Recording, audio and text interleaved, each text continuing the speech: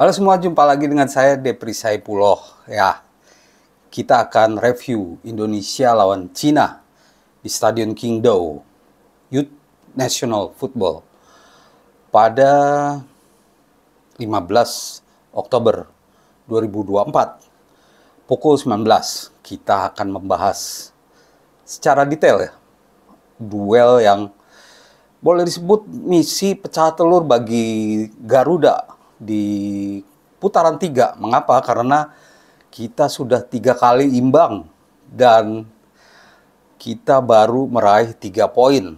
Dan untungnya tim-tim lain kecuali Jepang juga tidak maksimal.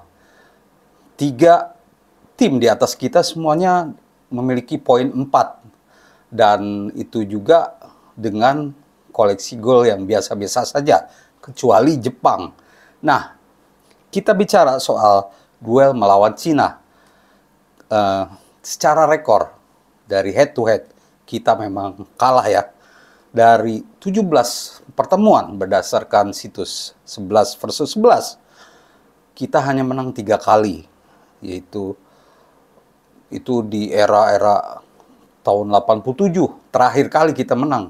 Saat masih ada mungkin Eli Idris, ada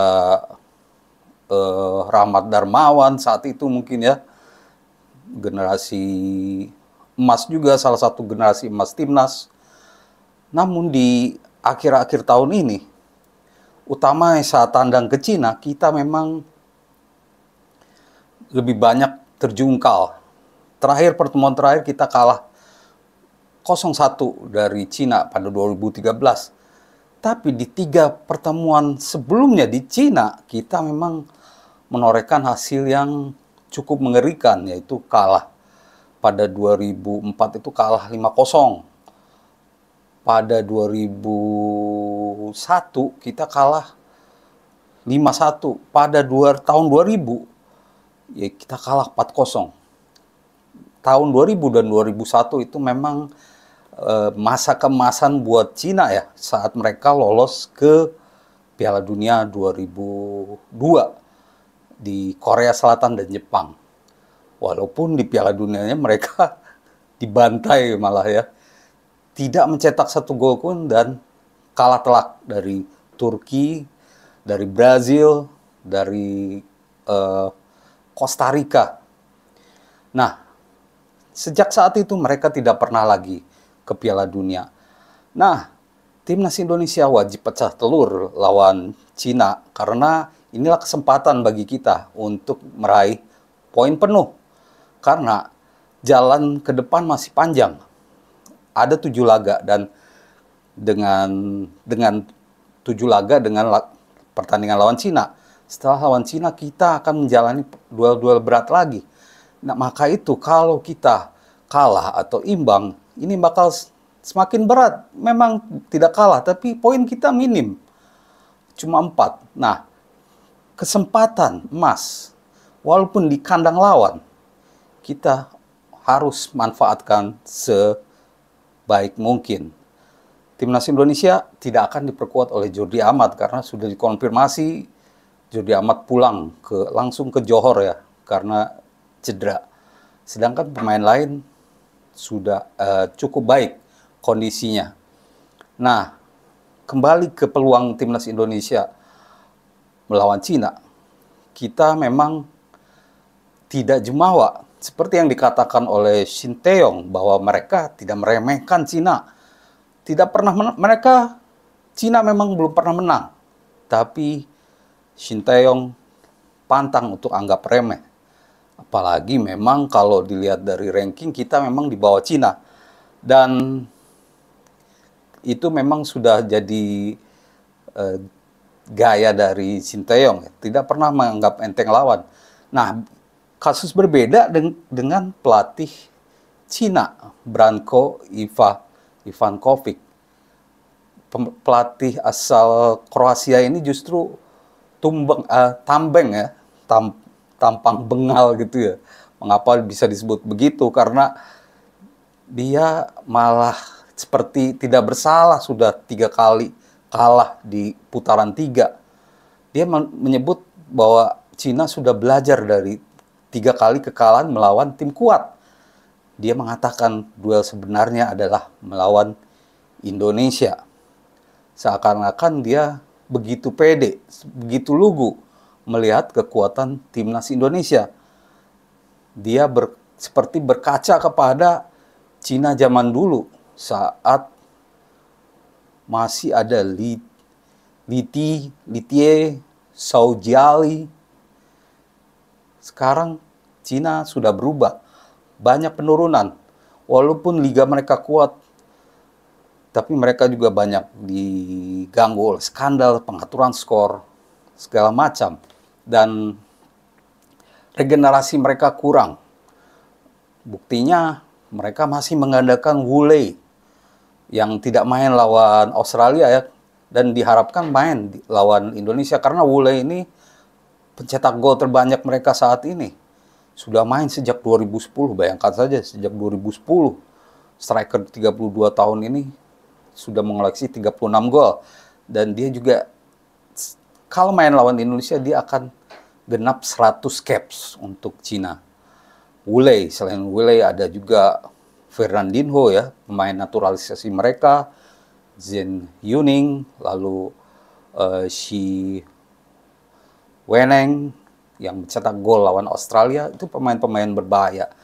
Sedangkan timnas Indonesia tentu harus memanfaatkan keluguan atau kelengahan Cina ini. Mereka pasti sangat percaya diri dengan menghadapi Indonesia. Mereka melihat Indonesia sama seperti Vietnam dan Singapura. Menurut saya itu tidak apa-apa. Semakin mereka menganggap enteng berarti mereka lengah dan lupa. Dan itu kita manfaatkan. Karena dengan demikian mereka malah seperti kena karma gitu ya, karena anggap enteng, padahal kekuatan timnas Indonesia sudah berubah. Melawan Cina, bagaimana formasinya? Ya menurut saya pasti ada kejutan lagi dari Sinteyong di pertandingan nanti. Dan di pertandingan melawan Cina, menurut saya mungkin ada perubahan di sektor winger. Winger kiri saya prediksi masih diisi, mungkin diisi oleh Sean Patinama. Sedangkan posisi kiper Martin Paes. Lalu ada di kanan ini mungkin Eliano Randers ya, karena Sandy Walsh agak cedera. Eliano Randers sedang bugar, sedang semangat-semangatnya membela timnas Indonesia setelah debut lawan Bahrain. Di tengah, back tengah, ya tentulah Jay Ijes, sang kapten, Mes, dan juga Rizky Ridho. Ini trio paten menurut saya. Di tengah, siapa yang kira-kira akan mengisi? Kalau menurut saya Nathan akan kembali jadi starter. Nathan ini pemain yang punya tackle yang cukup bersih.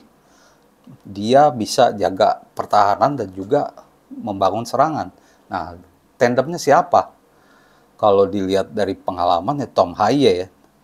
Dan tapi menurut saya Ivar Jenner akan diberi kesempatan terlebih dahulu. Tapi kita tunggu saja bagaimana. Antara Tom Haye dan Ivar Jenner ini agak berat ya, karena keduanya saat lawan Bahrain memainkan peran yang vital untuk gol-gol Indonesia. Sedangkan di depan kemungkinan Marcelino akan di kanan, Ragnar di tengah, dan Rafael Struijk di kiri. Itu kira-kira formasi timnas Indonesia melawan Cina. Sedangkan Cina akan berharap kepada striker andal mereka Wu Lei ya. Dan selebihnya formasi 5-3-2 atau 4-4-2 akan coba oleh Branko Ivankovic. Semoga saja mereka memang lalai ya menghadapi Indonesia. Dan kalau dilihat dari permainan mereka di 3 pertandingan sebelumnya, terlihat sekali bahwa mereka kurang kompak. lalu lebih individual ya. Postur tubuh cukup bagus, tinggi-tinggi, dan bagus lah ya. Tapi mereka game plan atau cara mainnya kurang ada. Main-main langsung saja, main-main bola umpan jauh gitu. Atau umpan silang, sangat tradisional. Nah, kita tunggu. Dan pastinya kita juga tidak lengah mengantisipasi bola-bola mati dari Cina. Dan yang pasti harus diwaspadai juga yaitu faktor wasit. Karena faktor non-teknis ini sangat berbahaya. Karena wasitlah yang bisa mengubah permainan jadi buruk gitu. Permainan bagus jadi buruk karena keputusan wasit. Ya, itulah sepak bola ya, indahnya sepak bola. Tapi menurut saya wasit asal Uni Emirat Arab, Omar ya, diharapkan tidak macam-macam karena sebelumnya sudah ada kontroversi di pertandingan melawan Bahrain. Masa iya dia akan membuat fans Indonesia marah lagi? Seharusnya begitu. Saya berharap tidak ada konspirasi lagi di pertandingan nanti. Demikian teman-teman ulasan saya soal Indonesia lawan Cina. Semoga menjadi informasi yang baik dan berguna buat teman-teman semua. Terima kasih atas perhatiannya dan salam olahraga.